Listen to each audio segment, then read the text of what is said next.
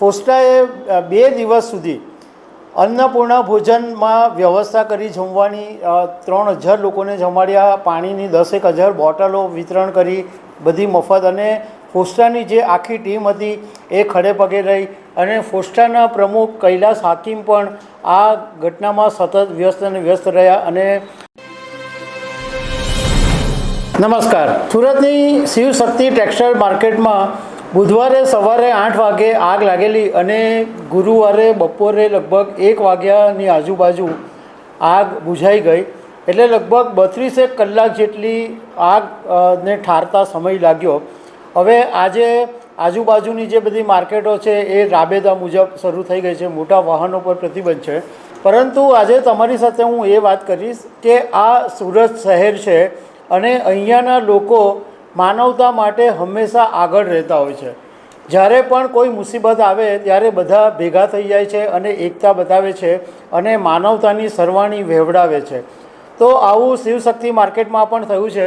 ઘણા બધા લોકો મદદ માટે આગળ આવ્યા છે.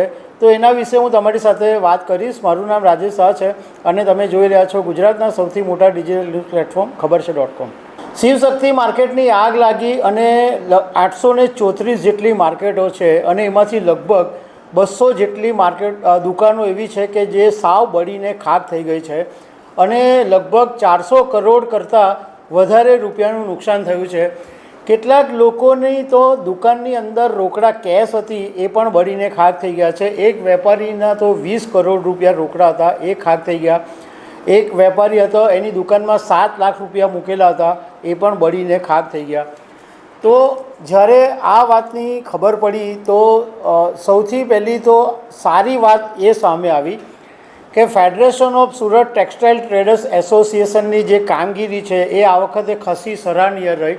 ફોસ્ટાએ 2 દિવસ સુધી અન્નપૂર્ણા ભોજનમાં વ્યવસ્થા કરી જમવાની 3000 લોકોને જમાડ્યા, પાણીની 10,000 બોટલો વિતરણ કરી, બધી મફત. અને ફોસ્ટાની જે આખી ટીમ હતી એ ખડે પગે રહી અને ફોસ્ટાના પ્રમુખ કૈલાસ હાકીમ પણ આ ઘટનામાં સતત વ્યસ્ત અને વ્યસ્ત રહ્યા અને એમણે લોકોને માર્ગદર્શન પણ આપતા રહ્યા. અને જ્યારે અમે એમની સાથે વાત કરી કે તમે હવે આગળ શું કરવા માગો છો, તો એમણે કીધું કે એક વખત બધું થોડું વ્યવસ્થિત ઠરીઠામ થઈ જાય એટલે અમે સાંસદ CR પાટીલની સાથે સલાહ મશવરા કરી અને રાજ્ય સરકારને રજૂઆત કરીશું.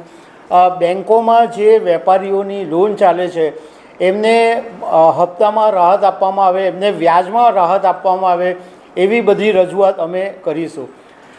બીજું કે આની અંદર બધા લોકોની એકતા પણ જોવા મળી અને મદદની સરવાણી પણ વહી. સાકેત માર્કેટના નિર્મલ જૈને તરત જ જાહેરાત કરી ગઈકાલે કે ભાઈ જે વેપારીઓએ જો સાકેત માર્કેટની અંદર દુકાન રાખવી હોય તો એમને એમની જ્યાં સુધી વૈકલ્પિક વ્યવસ્થા નહીં થાય ત્યાં સુધી અહીંયા સાકેત માર્કેટની અંદર એમને દુકાન ભાડે મફત રાખવામાં આવશે. એટલે એમને કોઈ ભાડું ચૂકવવાનું રહેશે નહીં.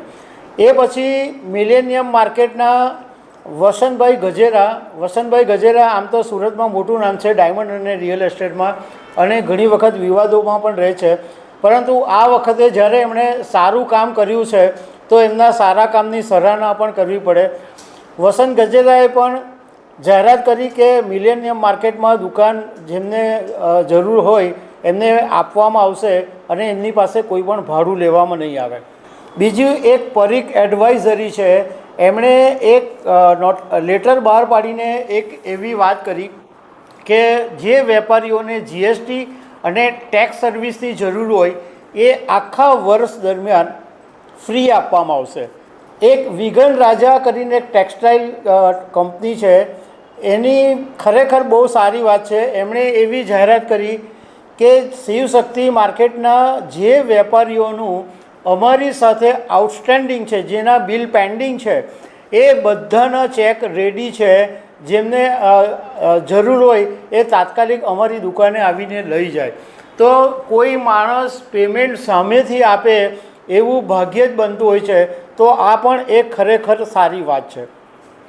બીજી તરફ ચેમ્બર ઓફ કોમર્સે પણ the southern Gujarat chamber of commerce and industries એણે પણ સારી જાહેરાત કરી છે કે જે લોકોને ઇન્સ્યોરન્સ માટેની જરૂર હોય તો એક ઇન્સ્યોરન્સની પેનલ ચેમ્બરમાં બનાવવામાં આવશે અને એ રીતે મદદ કરવામાં આવશે.